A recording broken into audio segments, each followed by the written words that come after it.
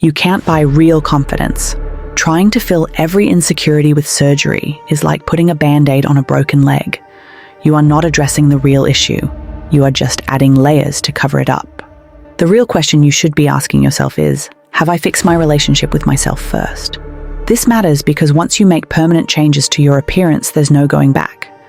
And what if you don't even like what you see after?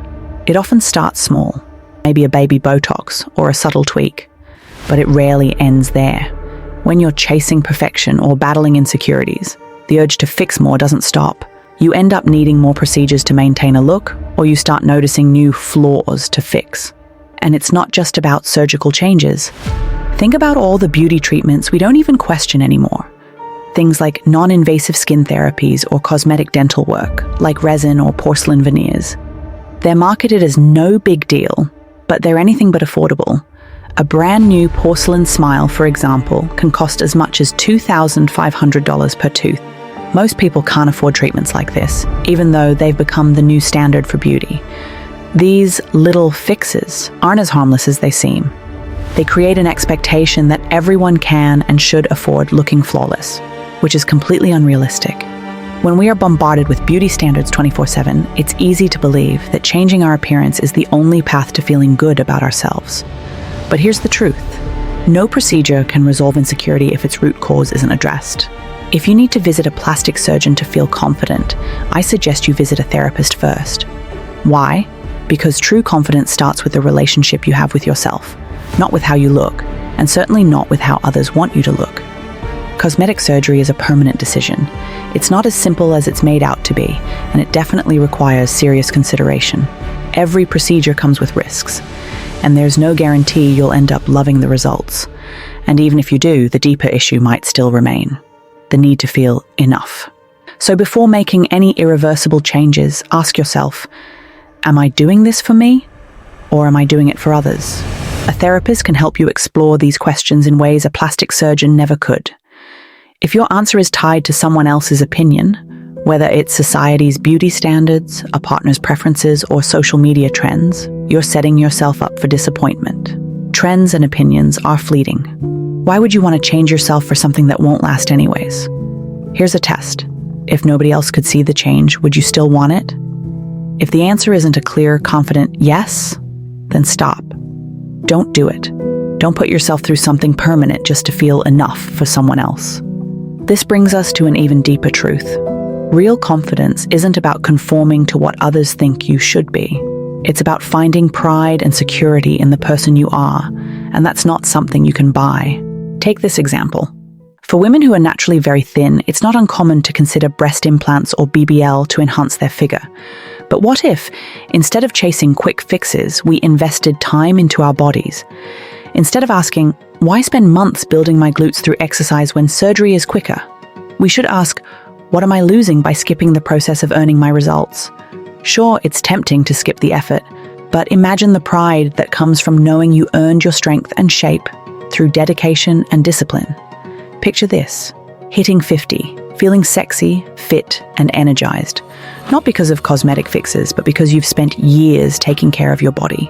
Eating well, staying hydrated, and lifting weights don't just make you look good, they make you feel amazing. Quick fixes can't buy that kind of pride or long-term satisfaction. Confidence built through effort is unshakable. You'll know your strength and beauty are entirely yours, not something you paid for. At the end of the day, if someone isn't willing to put in the effort to improve themselves naturally, they're never going to feel that true, lasting confidence. People aren't ready to hear it though. Anyone can buy beauty, but fitness takes hard work and discipline. And those are things no amount of money can buy. But the problem is that we're so used to shortcuts that we don't even question them anymore. I can't imagine lying on a medical bed, the same bed where sick people sit, seeking help for real health concerns, and asking my doctor if I need Botox or if some tiny detail on my face should be fixed. It feels absurd. Why are we treating our natural features as if they're illnesses to cure? And let's not forget, the person sitting across from you makes their living off your insecurities. It's their job to find flaws. Of course, they'll tell you that you need a little Botox here or a touch-up there. That's the business. But that doesn't make it right. Imagine sitting there in a space meant for healing and thinking of your face, as something that needs fixing. It's not a disease. It's not something to be ashamed of. And it's certainly not a reason to occupy the same bed as someone who's fighting for their health. And then, once the procedure is done, they hand you a mirror. Look at yourself, they say. You stare at your reflection, unsure whether to feel relieved, pleased, or something else entirely. But in that moment, what do you see? You might not even like it. You start wondering, is this really what I wanted? And then the thought hits you. There's no going back. You're stuck with this new version of yourself. You start thinking, maybe I'll have to come back 2 or 3 more times to fix my nose, to get it right. And in the back of your mind, you can't ignore the sinking feeling that you've just thrown away a whole lot of money for something you might not even be happy with. Now imagine this scenario. You've had cosmetic surgery, reshaped your nose, got lip fillers, maybe even made other changes. Your child, however, grows up with the original features you altered on yourself. What are they supposed to think? Of course that kid will question, where did I get these traits? Why don't I look like my mom? That child might not feel like they're enough as they are, or feel pressure to change their appearance too. After all, if their parent didn't accept their natural look, why should they? It's incredibly common for kids to compare themselves to their parents. And when we normalize changing our appearances, we risk passing down not just beauty standards, but insecurities too. So, how do you feel good in your own skin without going under the knife?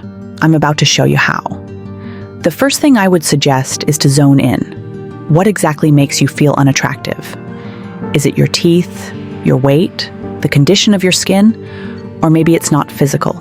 Maybe you feel boring, socially awkward, or like you've got nothing meaningful to add to a conversation. Be honest with yourself. Stop treating it like homework you keep procrastinating on. Zoning in is tough because today we're told that admitting we don't like something about ourselves is self-betrayal. You're supposed to feel flawless, say the people who are usually either genetically blessed or have had their share of cosmetic procedures. But guess what? If that doesn't resonate with you, it's not going to help. By zoning in, we realize that a lot of the times the things that we are unhappy with are things that are within our power to work on. So the best advice I have for you is to stop hiding from it and fix it. Now, if it's something you can't change, I would suggest changing how you think about it. Let me give you an example. Some women still stress about their height, too short, too tall, never just right. But here's the thing. For every person who thinks your size is wrong, there's someone who thinks it's just perfect. Some guys are obsessed with petite women. They love their small frame and delicate features. Others are all about tall, statuesque women. The point is, preferences vary wildly, and there's no such thing as one perfect look. Focus on being the best version of yourself. Whether you're tall, short, curvy, or lean, there's someone out there who will find you absolutely stunning. And if they don't, it's time to cut them off. You can't please everyone, so stop trying to fit into some universal standard that doesn't exist. Maybe you still want to make changes, and that's totally fine. But make sure those changes are for you, not to please someone else. So there you have it. Real confidence isn't bought. It's built one step at a time. And it's actually a journey that never ends. But here's the thing. Everything I just shared barely scratches the surface. If you've ever felt like most confidence advice is hypocritical, you're not wrong. In fact, there's a reason so much of it feels fake. And I dive deep into it in part 1. Why most confidence advice feels hypocritical. If you're tired of the lies and you are ready for the truth about building lasting confidence, click here. Victory is ours. See you there, warrior.